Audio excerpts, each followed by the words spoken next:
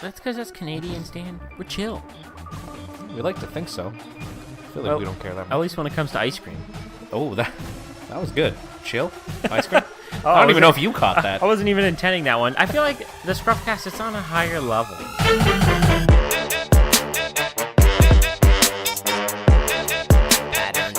Yeah, motherfucker. We're gonna take it up a few notches right now. See if y'all can keep up.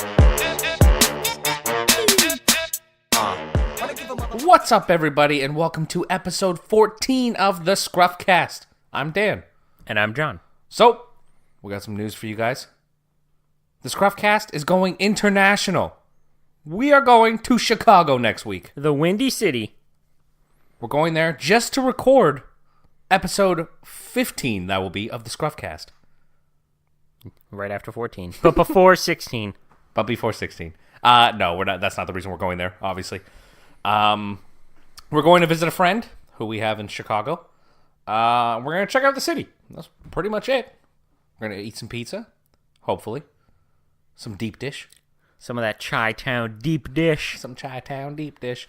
And we will be bringing along another friend with us, who next week will actually be on this podcast. We're going to record one more before we go. Our first special guest. Yeah, he'll be our special guest. We've known him for a while. And he also doesn't live here. He lives in New Brunswick. So he's flying here, and then we're all going to fly out together. So he's going to be our first guest on the ScruffCast. That's that podcast hosting life, Dan. Jet setting. That's how we do it. First of many guests, hopefully. First of many. Yeah. See, like, so far nobody wants to be on this yet, but we're just forcing him to be on it. First step, old buddy. Next step, I don't know, Tom Brady. You never know. We'll see. You never know. So we're going to Chicago, and we don't really know what we're going to do there yet. We don't really know what there is to do. I think we're going to go visit Wrigley Field, where the Chicago Cubs play. That'd be fun. John? Yeah, it would be fun. Do you want to chime in if that's going to be fun or not? That would be tons of fun. I cannot wait. Yeah, we're going to eat some pizza. That's pretty much it. We're just going to hang out. Yeah, we're just going to hang out with a friend and just eat a lot. We have that one Chicago super fan. Maybe he'll want to track us down. That's true. Well, hopefully not, because that would be a little creepy. No photos, please. No photos. We're too popular. But maybe he can email in and tell us some places we can go to. Yeah, so if any of the listeners, including that Chicago superfan, if you have any suggestions on things we should check out or maybe places we should eat or what we should do while we're there, feel free to email us and let us know at scruffcast@gmail.com or tweet at us at scruffcast. Yeah, and when we come back, we'll talk about our trip, I guess. Yeah, well, we can give you the bueno or no bueno on your suggestions. We will, yeah. One place we have in mind is a place that makes pizza pot pies. I'm all about that pizza pot pie. We found this video on Facebook, and it's not too far from our friend's house that we're staying at, so hopefully we can check that out, because it looks amazing. The video's on Facebook. I'm sure if you have Facebook, you've probably seen it. It had like 250 million views. So I don't know how many Facebook users there are, but damn, that's a lot of interest in this pizza probably pot a pie. quarter of them. Yeah, probably. So do that. We'll check that out. But yeah, so next week will be our first guest. So I don't know. We'll see how that goes. It might not go well. You got something to look forward to, I think. We think, yeah. So we'll see how it goes. But speaking of food, anyway, John. Speaking of food, we got a tasty story for you here. Oh, sweet Jesus, do we ever?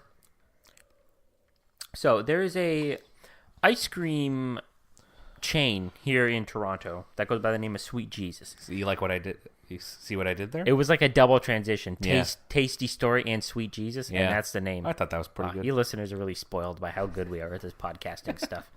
So there's this chain of ice cream stores here in the Toronto area that goes by the name Sweet Jesus.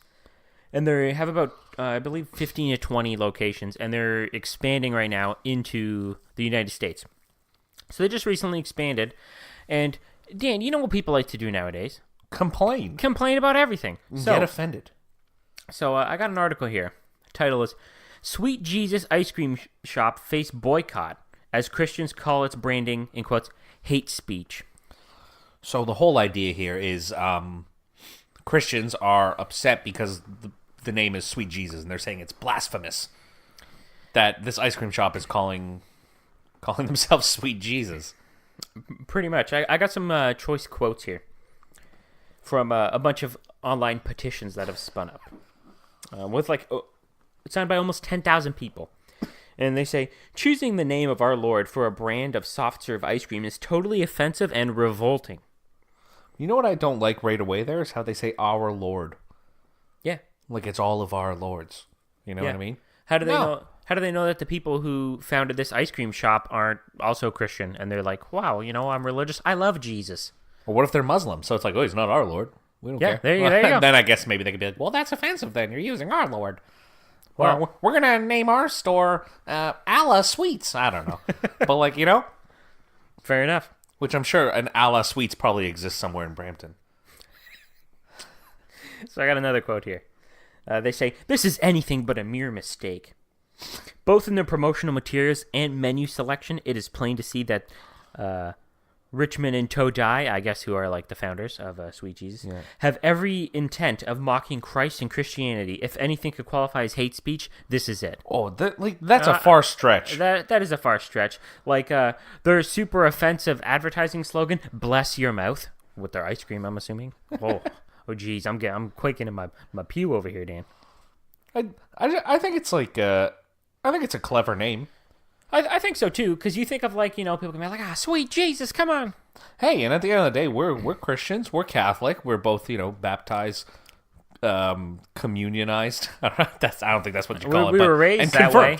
We were raised that way. Anyway. We don't go to church now or anything. We don't. But here's probably the quote I'm most interested in. Here they say, "We are conscious of the fact that to some our name can be off-putting. That fact is something we struggle with because we sincerely do not wish to give offense or show disrespect in any way towards anyone's personal beliefs." And this is the part I love right here. And this is one of the owners saying this. Yeah, it's one of the owners saying this. After a lot of thought, we've decided we will not make a change. Which I love. Yeah. You don't change. You don't just change because people complain. This is the thing of the story that particularly irks me is, why do these people think like, oh, this bothers me or this offends me, so these people should change what they're doing? It's not your right to be like, oh, I don't like this, so you can't do this. Yeah, that's the thing. As soon as somebody gets offended by something, immediately they want to change and they want an apology. Oh, they always want an apology. Oh, yeah. That's like a couple years back. We had Rob Ford as the mayor of Toronto, right? And they were like, oh, you got to drop out and resign. You're the crack smoker mayor. What's going on? And I love it because he's just like, no. And he just stayed as the mayor. You don't have to bow into the pressure of these people. So the thing that irks me is these people are offended, right? And it's your total right to be offended and be like, I don't like this. I'm Christian or I'm Catholic and this bothers me, right? It upsets me. That's completely fair and maybe understandable. But you don't have the right to be like, oh, well, you should change this because I'm offended right now. You have the right to be like, oh, well, I'm not going to support them. I'm not going to eat their ice cream. Yeah, I'm not going there because that name offends me, so I'm not going to give them my business. Yeah. And that's fair. They're more than welcome to do that. 100% fair. Your personal feelings are, completely outside the spectrum of these people running this business. If you don't like it, well, then too bad for you. Don't eat their ice cream. Don't support them. You know how many more people are hearing about their ice cream chain because of these people complaining? Yeah, they're just getting more and more publicity. Oh, yeah. That's all it is. I didn't even know, I've never heard of this place before. And, we live in the Toronto area, and they have, 15, 20 locations. I've never even heard of this place. They must just be, strictly downtown, because I've never seen any outside I of the believe city. so, but now they're expanding into the U.S., and this is what's caused all this backlash, if you will. So, what I find kind of interesting is, she, that quote you had here, she says, both their promotional materials and menu selection. So I searched up their menu here, and I'll read some of the menu items for you.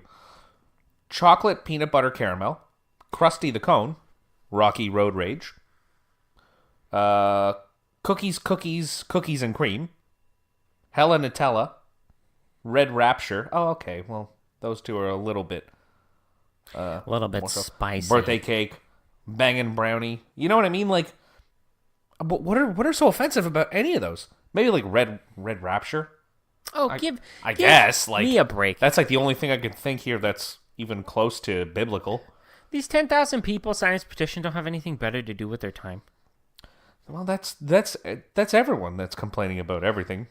I suppose so, but it's just like, if I was running this business, I'd be like, you know what? Now I'm going to double down. Now I'm going to start putting pictures of Jesus in my ads. Just to piss you off. Yeah, I know. Oh, did you know Jesus' favorite ice cream flavor was Rocky Road?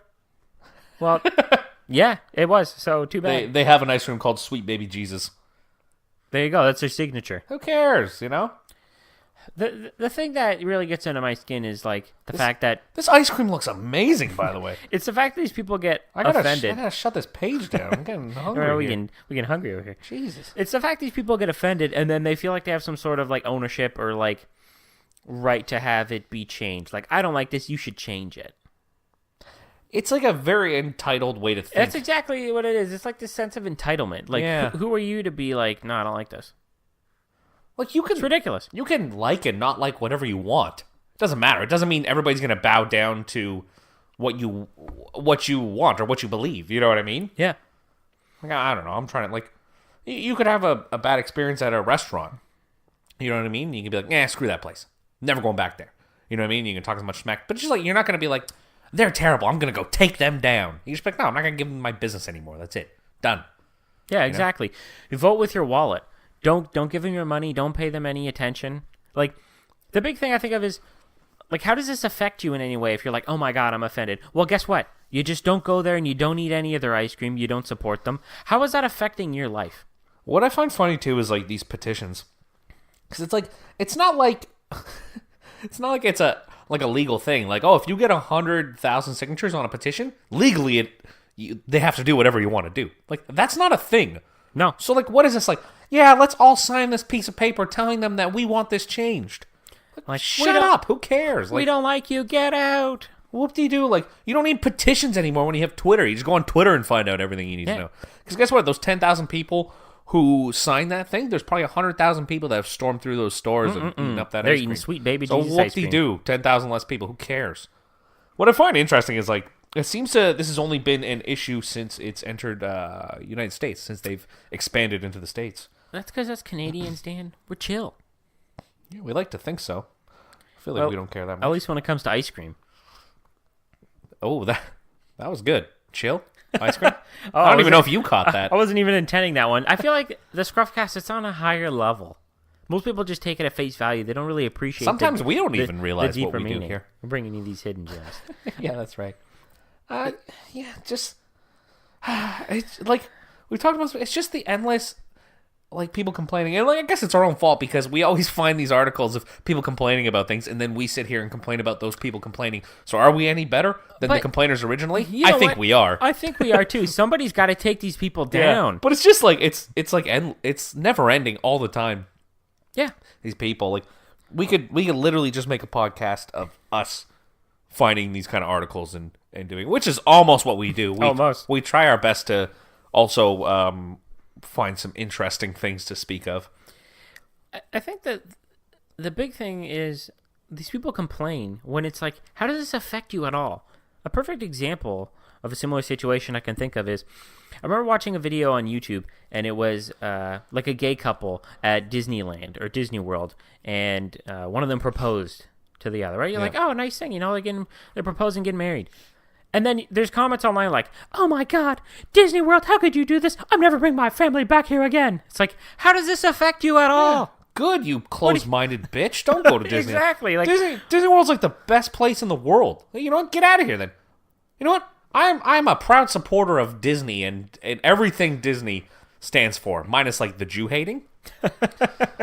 I love Disney, everything. You know, I don't want those people in the same place then that I want. Like, this is all right. We're gonna stray into a new topic here. But like, this is one thing I can't get over. Is like the gay thing is like how people hate it. Have we talked about this before? Are we repeating ourselves? A little. Oh well. But like when we talked about it, my statement was pretty much like, why do you care? Just let people live their life however they want to live. How does it affect you at all? Yeah, I don't understand why people get like. Why is it the government's business? Like, who should be able to marry who? If it's two consenting adults, who cares? Who cares? Yeah, you just let people live however they want to live. Yeah, it's not the government's business. My whole point was just gonna be like, well, why do you care if two guys or two girls want to get married? Like, how is it affecting you at all? It doesn't. People just feel entitled to everything. Oh, the world isn't the way I like it, so I'm gonna change it to make sure it is. we got to put the kibosh on this. Yeah. I don't know about this, so no bueno.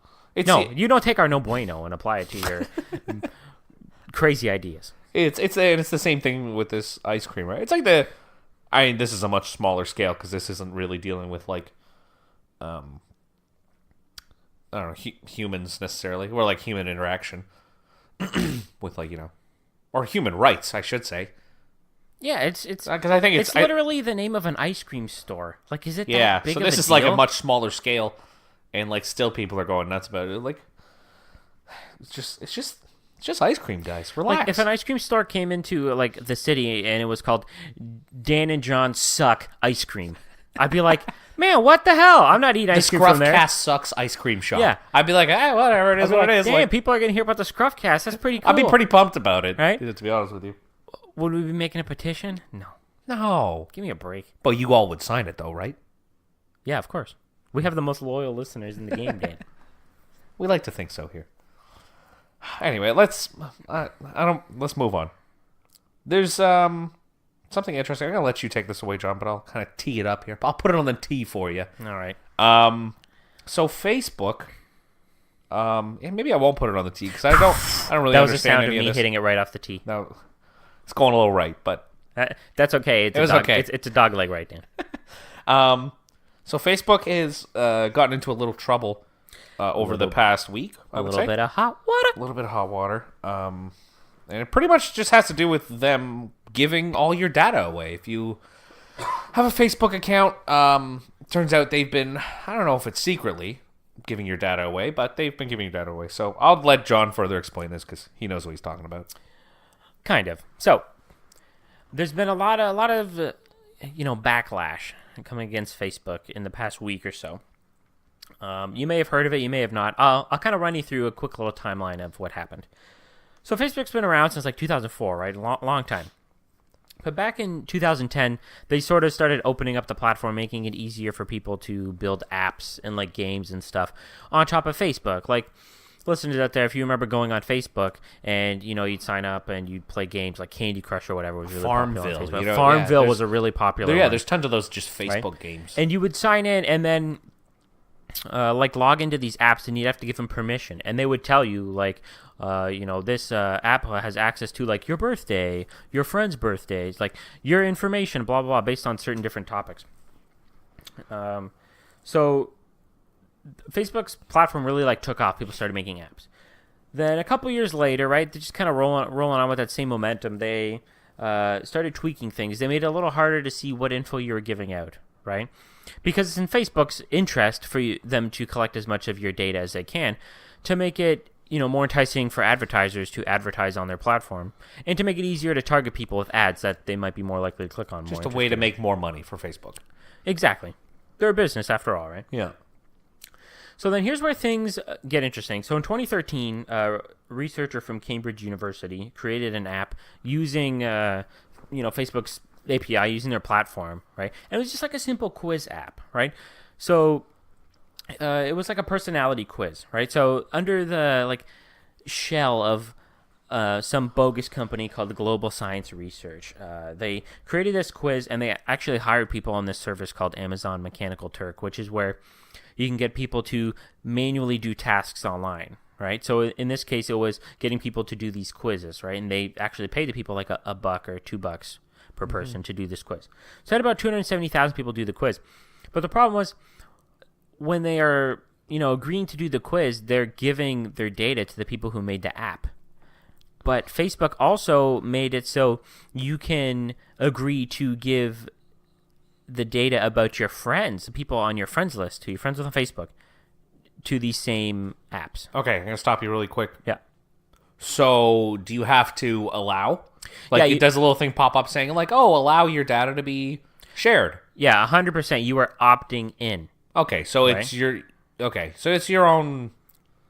They're putting it up to you. It's your own free will. Facebook wasn't stealing this data from these people. Okay, it's not these people were opting in. Sorry, go ahead. The sneaky part a little is you can opt in to give your information about people on your friends list. That's what I find right? kind of so odd. that's a little kind of wishy-washy. You shouldn't be able to give out other people's... Not totally kosher. But it's also only, I believe, probably only information that was publicly available. You can't take their private info, right? That wasn't publicly available. Right, so it's anything that they can see on their profile or whatever. Yeah. But again, you could argue, like, Facebook was making it tougher to know what was public, what was private. But so this was all the way back in 2013 they did this.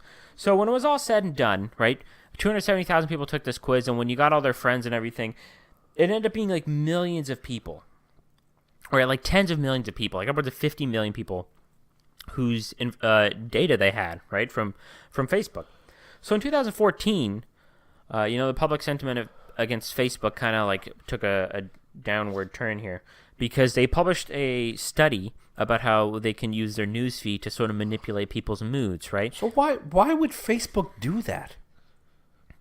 Why would they post an article saying how they can manipulate the people that use their website? I find that... I guess they just kind of wanted to, do some research. They have like tons of users, right?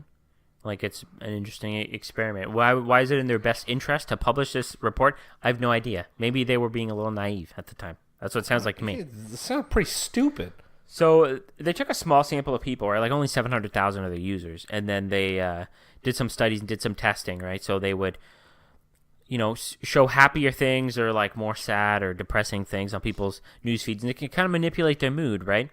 Yeah. And then that could affect like, what advertisements so like you click on, stuff like that. So like essentially, okay, so when they're doing stuff, is it just like the ads that are, or is it like articles that are being directed to your feed? It would be articles. Maybe it would be like your friend's actual posts. Because they could probably scan for words, and then maybe they look for something like literally the word "sad," like somebody posts like oh, negative so sad. things, or like something negative, or like the word "death" or "died" or something like that. So let's say they see that you search up I don't know, a lot of stuff about dogs. Yeah, or you follow some groups that have dogs. Maybe they can like post like articles of dogs being abused or like stuff like that, right? Because they know that would like kind of trigger you. Like, does it get that specific? Would you say? It probably could. I haven't read their actual report. Yeah. But, like, they have all the data. They could do whatever they want with it. Yeah, yeah. So that was back in 2012. Or no, sorry, that was actually back in 2014. My apologies. So then also in 2014, they began to deprecate away the original version of their API platform on how people were making these apps, right, and being able to collect all this data. And then in 2015, after they slowly began to wind it down, they just shut it down. Right, so people cannot use that original version of their API platform to build these apps, making it easier to collect data of people and the people who are their friends with on Facebook. But this is where it gets interesting. This is where it gets interesting. Because this is where politics crosses over into it now. Yes, which is what gets everybody fired up. Yeah. So in 2015, there was a report that Ted Cruz, when he was making his presidential campaign, he used psychological data from millions of Facebook users. So what happened was the researcher who originally made that quiz app and harvested like tens of millions of people's information, sold the data that he collected to an analytic firm called Cambridge Analytica.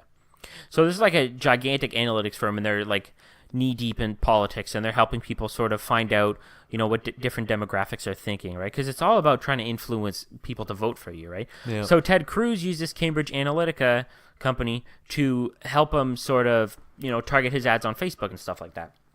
So Facebook found out about this, and they took legal action, and they told Cambridge Analytica, like, wow, these people are harvesting all this data, like through a loophole almost in our platform, like, we want you to destroy this data, right? Yeah. So this was way back in 2015. So Facebook was like, no bueno. You got to get rid of this. Yeah, they tried to do something about it. Yeah. Okay. So then in 2016, while he was running for president, Donald Trump hired that same company, right?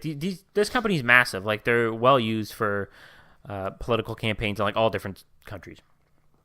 So Donald Trump ended up, having a successful campaign, right? And he leveraged some of this data. So now, just this past week, reports were coming out that, they had all of this data on these, like, up to 50 million different Facebook users, right? And that company, that Facebook, was threatening with a lawsuit to destroy the data, didn't end up destroying the data at all, right? So it's starting to come to light, and Facebook tried to get them to get rid of the data, but this company didn't. I guess they didn't try all that hard. Well, they could threaten them with legal action. I don't really know. So it's kind of like these, this app developer went rogue, harvested all of this data using sort of like a flawed system through, Facebook's platform. Yeah, this guy didn't do anything illegal. No, it wasn't illegal, and it wasn't Facebook just selling your data to these people. It was this guy wrote an app, people signed up. Well, he actually paid them to sign up, right? Yeah. And harvested the data and then sold it to this analytics company, right? I wonder how much he sold it for. That's an interesting question. So that's what this whole kerfuffle was, right? And it kind of stands right now that the FTC launched an investigation into Facebook and this analytics company, Cambridge Analytica, right? And looking into some, user privacy protections and stuff like that U.S. lawmakers were starting to enact, like back in 2011. Yeah. So that's kind of where things stand now. And, there's been a huge backlash. Like Facebook's, share prices, like taking a big drop. I believe their market cap is down like 14%. Yeah, it's from just last week. $80 billion they've lost, company's value. Yeah, but the company is like massive, right? Like Mark Zuckerberg, the CEO, founder of Facebook, owns a huge chunk. Like his own personal stake was down like $4 billion from last week. Jesus, right? A tough loss. So it's very interesting. Like people are all fired up. So I'm seeing a lot of people complaining about hashtag delete Facebook. Like Elon Musk was like one of the people who was like, "Oh, we're deleting Facebook." Yeah, I don't want anything to do with this. And it's interesting because people like to complain, right? And they're like, "Oh my God, I'm boycotting Facebook," but Facebook isn't stealing this information from people, right? At least in this case. Yeah, all of these things are like opt-in, right? Like I feel it in this case. It was somebody took advantage of the platform. Maybe maybe there were some loopholes. Maybe it wasn't up to snuff, right? Built the best it could be. But somebody took advantage of it, harvested the data, and then sold it to somebody else. And now Facebook's getting dragged through the mud on this one, right? Yeah. What's crazy is like every time you agree to something online, it's like it doesn't matter like iTunes or anything like that. Like, oh, agree to the terms and conditions. It's essentially like you're signing a contract. But, like, does anyone read it? No. I never read it. You just click agree and you move on. Of course. Like, I read a story online about, I believe it was like a small software company, I think. They actually hid in the middle of their terms and conditions a line that said, if you read this line and you email us at this email address with this subject, the first person to do this, we'll give them $1,000. Jesus. And it took 6 months for somebody to email them. Oh my God. Because it took 6 months for somebody to even come across that line, let alone even read the thing at all. Yeah. But that's the thing. Like, right? Every day maybe not every day, but how often do we get those things that pop up on your phone or on the computer? You just, agree, move on, because you want to just get on.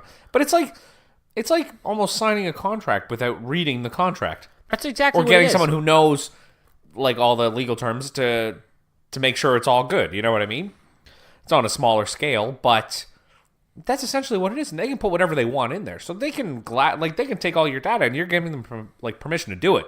So when people get mad at Facebook about this is like pretty nuts because like they've given them the permission. Yeah, now, is it all in some, like, sort of legalese, right? And it's hard to understand. Of course, the end user is never going to spend time reading this. Like, I believe the iTunes, like, end user license agreement's, like, 50, 60 pages. Yeah. These things, right? It's insane. But, in the end, it is on you, right, to know what you're agreeing to, right? Yeah, you can't really get mad about it when... They're just running a business. And you've agreed to everything. Like, nobody's doing anything illegal here. Like... is it maybe a little shady? Sure. But, like, Facebook did try to stop it. Maybe they didn't try as hard as they could have. But, like... They turned a bit of a blind eye, but they weren't stealing your data in this case. It's like there's so much, like... there's so many conspiracists out there and stuff like that, right? And everybody's like, oh, they're out to get us. This person's out to get us, Oh, the government's out, like, whatever it may be. And, like, I don't think that's always what it is. You know what I mean? Like, I believe some of it to be true, but, like, I don't think everybody's out to get you all the time. Well, we talked about a little in one of the other episodes, talking about how the NRA, or sorry, not the NRA, that's the gun guys. Yeah. The NSA is just, like, mass collecting all this data. If people would have an uproar about something like that, an actual serious threat like they would about this stuff, that's what people should be directing their energy into. Yeah. Like they're just stealing all this data. You think Facebook is taking your data. You don't even. That's the tip of the iceberg. The NSA is coming to these guys and being like, "Give me this data." Yeah, there was a whole thing a couple years ago with the FBI wanted people it was to Apple. It was to Apple. They came to. So I believe it was after the shooting in San Bernardino. Yes. The terrorist who I think he ended up killing himself. So they had his iPhone left over. The FBI wanted Apple to unlock the phone. Basically what they wanted Apple to do was upload a version of iOS onto the phone to replace the existing one that didn't have the passcode protection in place, because I believe it was like a 4-digit code. Yeah. And you can only enter a couple per minute or so before the phone locks down. Maybe it was a 6-digit code.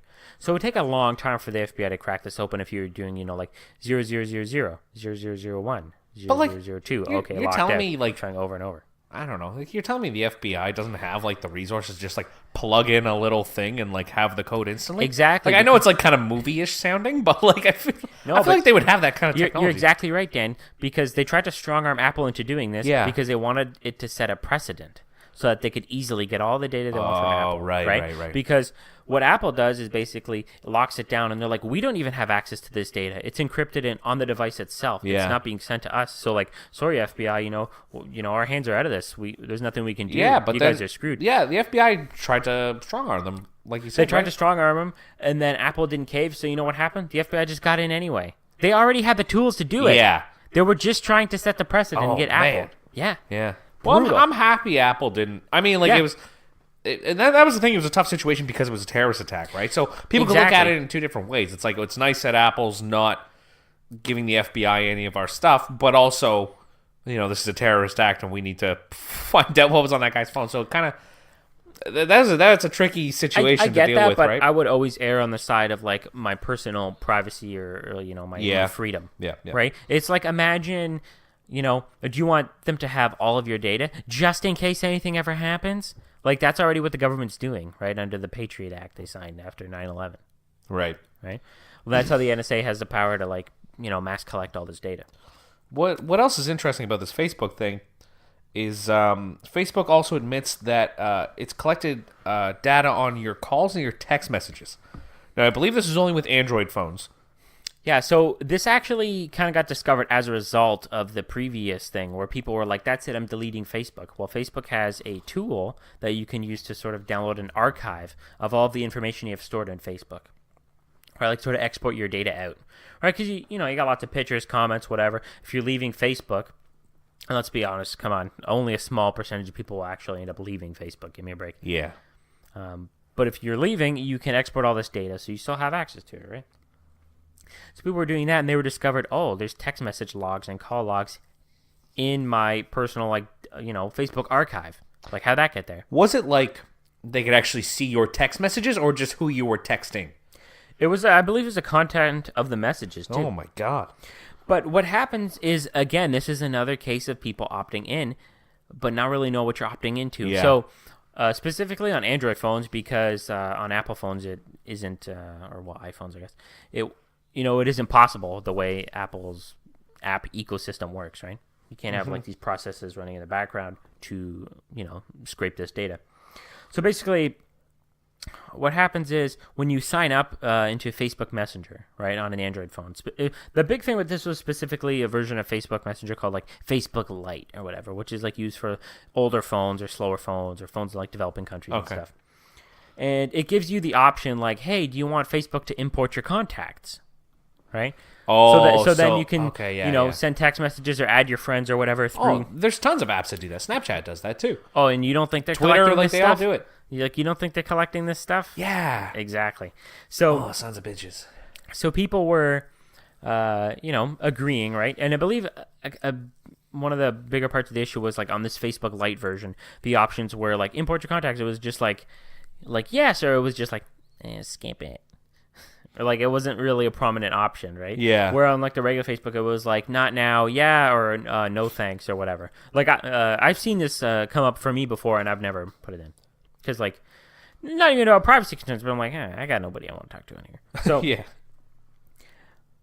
when you were opting into that, you were actually giving them all your contact info, which they explicitly asked you for. But apparently they were also keeping track of all of these call logs and text message logs, like sort of scraping in the background what's going on. So Facebook put out a statement, and they basically, confirmed, like, when you're opting in, this is what you're agreeing to, right? And you can download it in your personal archive, but, if you choose to download the archive and then delete the data from Facebook, it gets deleted. It's not stored anymore. Now, I'm going to say I highly doubt they delete this information. That's the thing. Right? Yeah. Well, look at the other guy who was able to get all the information. Facebook couldn't stop anybody else from deleting that information. What makes you think they're deleting any of this? I don't understand why it's necessary to track people's phone calls and text messages. That goes beyond Facebook. Why is from there you can. I understand because then you can see what people are talking about and again use it against them on Facebook. But that's a little too far. The more data they have, the easier it is to target ads that you're going to be more likely to click on. But the thing is, people just love to see these, the big guys taken down, right? Well, yeah, but they're naive. You don't think everybody out there is doing this? I don't think Gmail does the same thing. They had a big uproar back in the day because they were starting to show ads based on the content of your emails. They would actually scan what's in the email. Yeah, so let's say you emailed somebody, they're like, oh, going on vacation, blah, blah, blah.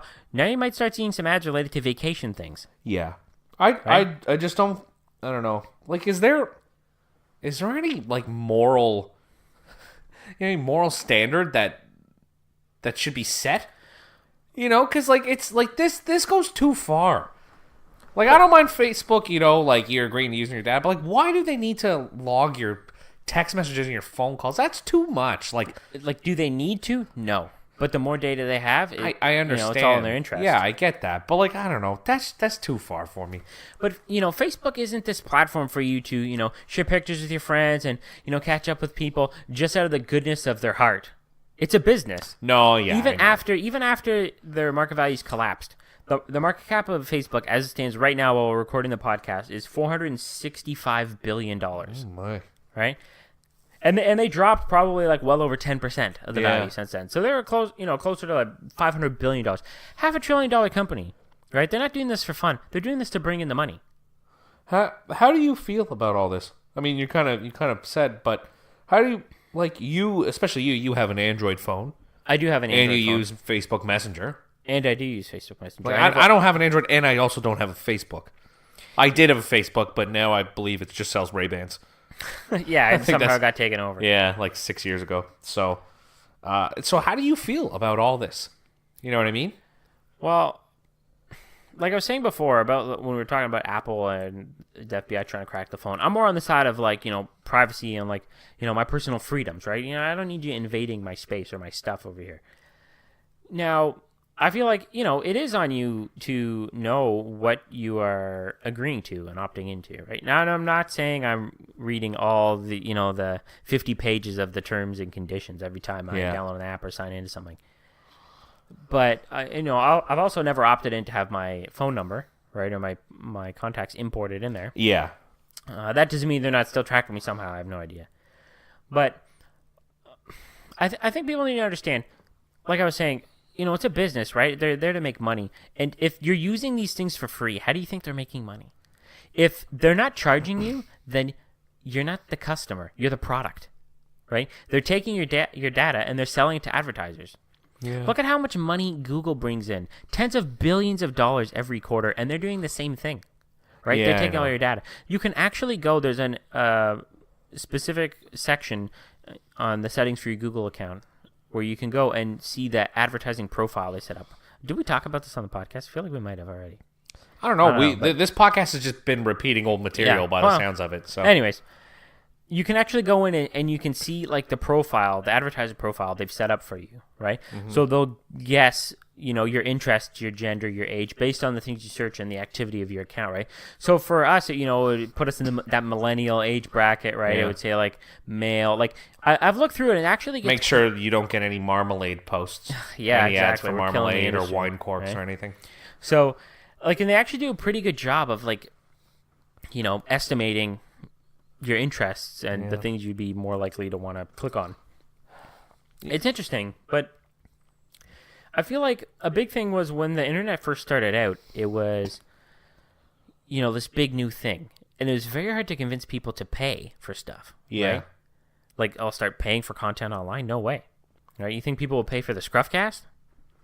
No. Probably. I don't know. Oh. I don't think so.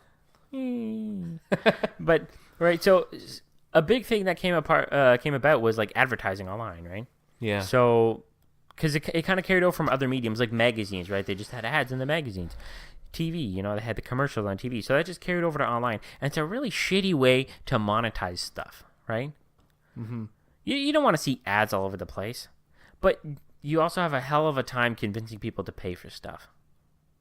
Which is why advertising is the dominant form of monetizing things online.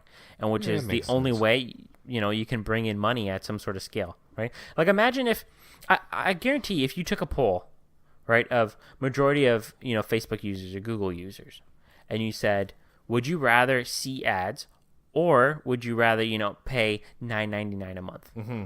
Only a small percentage of people would agree, yeah, I want to pay and see no ads. Yeah, because doesn't YouTube already have that? YouTube has some sort of service called YouTube Red, and they do, like, their own, like, original content and stuff, kind of, trying to compete no ads or anything. with Netflix. You gotta pay for it. And you don't see any ads. But you can also use, like, ad blockers and stuff. But those things kind of came about because, like, advertising on the internet just got shittier and shittier. Yeah. Like, and, pop-up ads would come up and, like, just start taking over. And now you have the problem where you open a website and, like, videos start auto-playing, like, Tide Pods, the dangerous fad that kids are eating. And it's like, oh, Jesus Christ. What's crazy is, like, who would have thought that Facebook would have gotten to this level? I remember when we first got it, it was like, we got it when it was 8-9 years ago, pretty new, I guess. And it was just a way to keep in touch with your friends, like, you know what I mean? And who would have thought that they'd manipulate your feelings in the end of it all, right? Pretty crazy, but up to $500 billion market cap. Yeah, pretty nuts. All right, we have a listener email. John, you want to read it? All right, listeners. I've got an email from one of your fellow listeners. They say, "Hi, John and Dan. I love your podcast. Definitely entertaining to say the least. It is great that you guys tackle the tough topics with no real research and manage to sound like you know what you're talking about." Lovely backhanded compliment there. Oh, and by the way, when John said tackle the tough topics there, that does not count as part of the ScruffCast drinking game because he didn't actually say it, he was just reading it. Yes. So if you're counting at home, that one doesn't count. And I actually don't think he's even said it yet in this podcast. I haven't. We've been tackling interesting topics this time. Blah, blah, blah. Move on. They go on to say, since you guys are childhood friends, any funny stories you would like to share? So we are childhood friends. I've known Dan for about 17, 18 years now. Yeah. I think, it's been a while. I'm sure. You know what? I remember a story back when we first met, I guess. It was like the 3rd grade. And we sat beside each other. I guess just by chance. We weren't friends, but teacher just sits you wherever she wants to sit you. So, I'm trying to think of this. I think it was you, then me, and then this girl. Should I say her name? I don't know. What if the ScruffCast blows up? All right, we'll call her. We'll call her Stacy. Okay, it's not her name. I don't think we ever even knew a Stacy, so that's why I'm using that name. So Stacy, anyway, she developed a little earlier than we did. We were like 9 years old, and so she was a little bigger than we were. Not like fat-wise, but just like height, strength. So we sound like a bunch of little bitches. I know. So we would bring she was stronger than us. We would bring our snacks to school, and she would just whoop our ass. She'd be stealing those fruit roll-ups. Oh man, we're giving up our fruit roll-ups and granola bars left, right, and center. Like I had bruises, green bruises, all over my left arm, man. I swear I got a bruise on my arm, like in May or June, and it was there in September when I went back to school. Crazy. But guess what? By the time grade 7, 8 rolled around, we were much bigger, and we gave it right back to her. No, we didn't. I thought you were going to find that a little funny, John. It's just a traumatic experience, Dan. I didn't want to relive it anymore. No, we did not give it back to her. That's a total joke.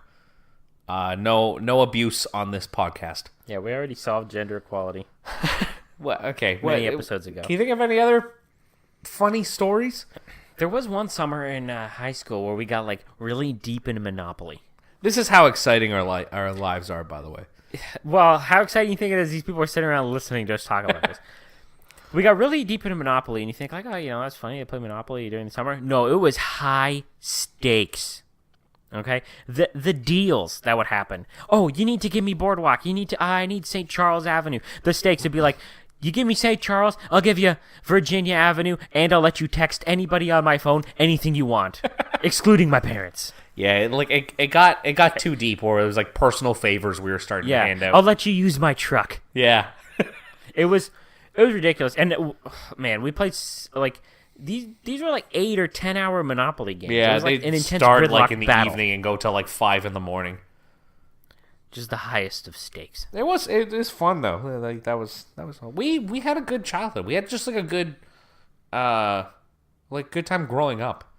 We had like a good group of friends, and I don't know. I just remember like it was always just fun. Like everything was like Just playing road hockey after school. it was just like hanging it out. was just a good childhood. Like it wasn't all about technology and video games like it is now. Like we don't get us wrong, we had that stuff back then, but it was just a lot of like just being outside. Like It was way different back then. Like I remember we'd go to school. I remember grade 3 was when Pokemania took over. Go to school, get out on the schoolyard, bust out the Game Boy, and then it's just the battles are flying, trading Pokemon left, right, and center. Those were the days.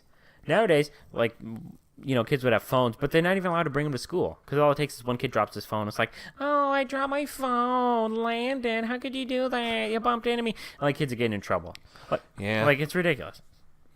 all right. Those are the so days. there's more to this email here. Oh, a bueno or no bueno? Ooh, listeners, you are on the money here. All right, here we go. Also, a bueno or no bueno. You think kids that live at home, regardless of age, should do chores? Interesting. I'll give my opinion first here.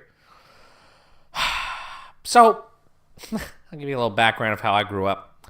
I was really lucky, and I didn't really have to do a lot of chores. And my parents were nice enough that if I did have to do chores, like if I mowed the lawn or whatever, they'd give me some money for doing it. You know what I mean? Super privileged and super easy. Maybe that's why you were just saying your childhood was so good. Yeah, so I can't complain about it. So I'm going to say bueno, even though I didn't really have to do it myself. But I think it's like a good tool to learn responsibility. I learned mine in other ways, don't get me wrong. But I look at like even my fiance, her and her brothers, they've always had to like every week clean the house, the three of them. One takes the top floor, one takes the middle floor, one takes the bottom floor. And they've been doing that since they were old enough to pick up a broom, I guess. I don't know. But, I don't know, John? Well, I think if you're the parents, bueno. If you're the kids, no bueno. Well, yeah. And also, the listener sitting here, regardless of age. Come on, what if you got like a 3-year-old? Oh, yeah, you better go out there and mow the lawn. I think she's maybe like thinking like maybe like a 27-year-old living at home. Maybe. You know? Definitely get them to do some chores. We don't even want to go into it. And then they follow with, keep up the good work. And I believe a little bit of a jab at the listener email from last week, sent from my work email, LOL. Because we had an email last week that said sent from my iPhone. It's just like the classic thing is just sent from my iPhone. A little bit of I gotta take that stupid thing out of there. I don't know. a little bit of a listener duel here. Yeah, that's good. This is a funny joke. I like that. All right, I think that's the end of this podcast here. Yeah, so anyway, to wrap it up here, next week we'll be going to Chicago, but we will still be putting out an episode. It'll With be a out special guest. with our special guest. It'll be out normal time. Yeah, that's about it. Yeah, like we said, any ideas or anything that you think we can do in Chicago while we're there, let us know, and we will do our best to check it out. And how will they let us know, Dan? Where can they email us? They can email us at scruffcast@gmail.com. They can send us a message on Twitter at scruffcast, and we're on Instagram too At the ScruffCast. at the scruffcast. Because somebody's already got ScruffCast. Send us an email, send us a tweet, send us a Instagram. If you're watching this on YouTube, comment on the video. Yep. Tell us what we're doing right. Tell us what we're doing wrong. Give us a thumbs up. Would it kill you to click? Now we want your data. Just give it a click. And if you're on iTunes or listening on an iPhone or Mac on like Apple Podcasts, leave us a review. Tell us what you think. I'll tell you what, listeners, you leave us a review on iTunes. I'll read it out on the podcast. Oh. Maybe I'll even do an impression for you. All right. Well, now that you have that, The gauntlet's thrown down. you'll be sure to give us a review. Anyway, that's it for this podcast. We'll catch you guys next week. Got me like, oh, as I'm watching her go. All I'm thinking is, oh, damn, that bad thing. I can tell you're really good at distracting.